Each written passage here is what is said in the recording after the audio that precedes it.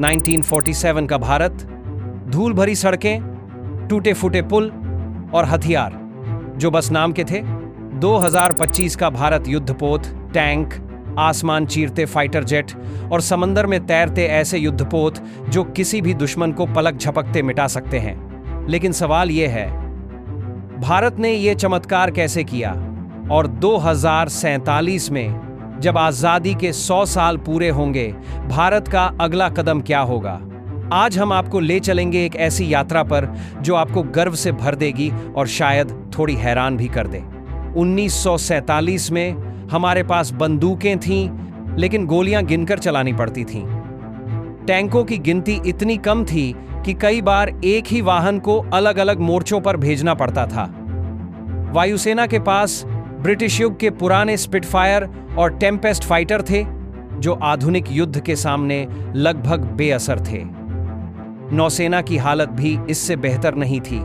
कुछ पुराने युद्धपोत और गश्ती जहाज जो बस तट की निगरानी भर कर पाते थे। हमारे पास इंडस्ट्रियल बेस कमजोर था, रक्षा उत्पादन नगण्य था और हर बड़े हथियार के लिए हमें बाहर पर निर्भर रहना पड़ता था। लेकिन एक चीज थी जो किसी भी गोदाम में नहीं बन सकती, जवानों का जज्बा। सीमित संसाधनों के बावजूद उन्होंने हर चुनौती का सामना किया। 1947 से 1965 तक हमने अपनी क्षमताएं बढ़ाने की कोशिश की। पाकिस्तान के साथ पहला बड़ा युद्ध, फिर 1962 में चीन से करारी हार जिसने हमें झकझोर दिया। उस हार ने हमें यह सिखाया कि आत्मनिर्भरता कोई विकल्प नहीं बल्कि जरूरत है। और फिर देश ने ठान लिया, अब हमें किसी के भरोसे नहीं रहना है। फिर आया 1971, वो साल जब भारत ने दुनिया को दिखा दिया कि एक योजना, सही समय और जज्बा कैसे एक देश का नक्शा बदल सकता है। पाकिस्तान के 2 टुकड़े हुए और बांग्लादेश का जन्म हुआ। इसके बाद 1999 कारगिल, पहाड़ों की बर्फ पर हमारे जवानों ने दुश्मन की नजरों के सामने ऊंचाइयां छीन लीं। दुनिया ने हैरानी से देखा कि ये सिर्फ युद्ध नहीं था, ये एक चेतावनी थी। भारत से टकराना आसान नहीं। 2019 बालाकोट एयर स्ट्राइक, पहली बार हमने अपने दुश्मन के घर में घुसकर जवाब दिया।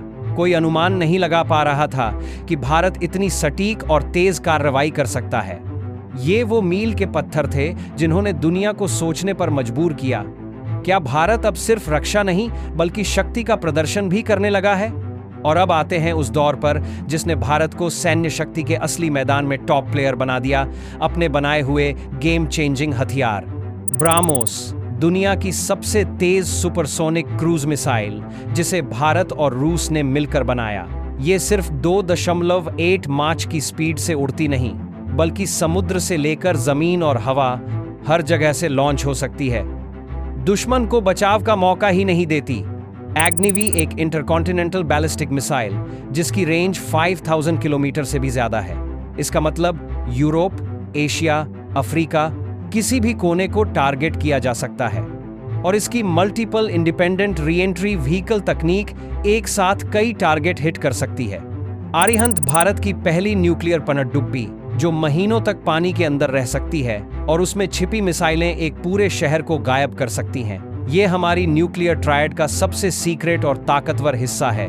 तेजस, हल्का, फुर्तीला और पूरी तरह से made in India fighter jet.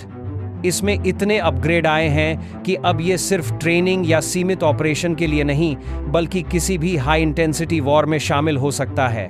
Pinaka multi barrel rocket launcher कुछ ही सेकंड में दर्जनों रॉकेट दागकर दुश्मन के बेस को मिट्टी में मिला देता है। ये सिस्टम इतना मोबाइल है कि लगातार लोकेशन बदलते हुए हमला कर सकता है। प्राले एक बैलिस्टिक मिसाइल जो इतनी सटीक है कि अगर लक्ष्य एक खिड़की का कोना है तो ये वहीं जाकर टकराएगी। इसकी स्पीड और मैन्यूवरिंग क्षमता इसे इंटरसेप्ट करना लगभग नामुमकिन बनाती है। ये सिर्फ हथियार नहीं बल्कि भारत का डिटरेंस टूल किट है। इनकी मौजूदगी ही दुश्मन को 2 बार सोचने पर मजबूर कर देती है। लेकिन अब सुनिए वो बातें जो किताबों में नहीं मिलेंगी। असली खेल है सीक्रेट और क्लासिफाइड प्रोजेक्ट्स में। Laser air defence.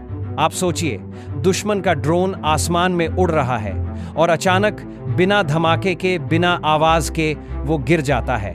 न गोली चली न मिसाइल, बस एक अदृश्य लेजर बीम जो सेकंडों में टारगेट को पिघला देती है।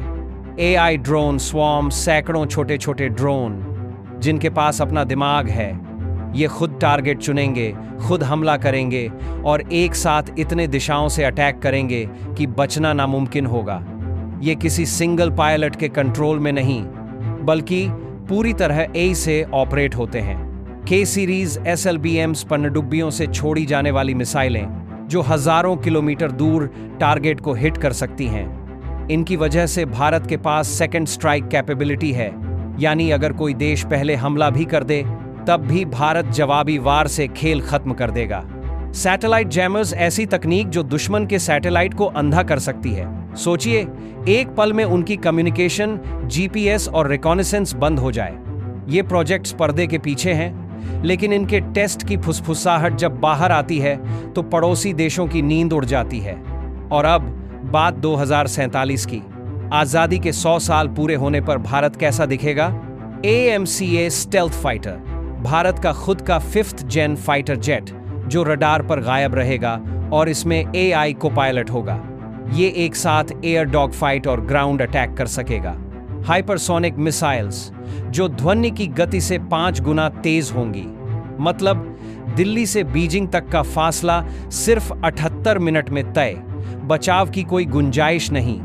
न्यूक्लियर पावर्ड एयरक्राफ्ट कैरियर्स, ऐसे युद्धपोत जो सालों तक समुद्र में रहेंगे, जिन पर दर्जनों फाइटर जेट्स, हेलीकॉप्टर और ड्रोन ऑपरेट होंगे। स्पेस वेपन्स, अंतरिक्ष से धरती पर वार करने वाली तकनीक, जिससे भारत किसी भी दुश्मन के मिसाइल लॉन्च को ऑर्बिट से ही रोक सकेगा। AI वॉरफेयर, जहां मशीनें इंसानों से पहले युद्ध का नतीजा तय कर देंगी। AI एल्गोरिदम दुश्मन की मूवमेंट को प्रिडिक्ट करेंगे और उसी हिसाब से रियल टाइम में काउंटर अटैक लॉन्च होगा।